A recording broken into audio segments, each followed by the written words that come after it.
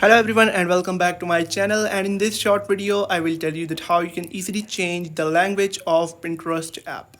That's quite simple, interesting and easy, so make sure to watch the video till end so you don't make a single mistake. So guys, first of all open up the Pinterest app on your phone,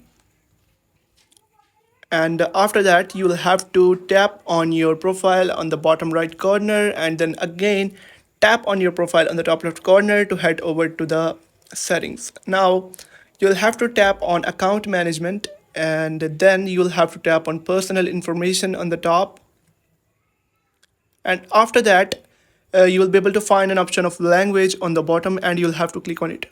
Now select the language once again, and right now you'll be able to find a lot of different languages like uh, you know uh, English Australia, English India, and a lot more languages like Africans and Hindi and a lot more. You can select the language of your own choice, and after that it will be applied to the application. I want to choose United States and then language update it and then go back. And you can choose any language that you want. So I hope you have found the video helpful. If you have found the video helpful, make sure to like the video and hit that subscribe button. And if you have any questions about the video,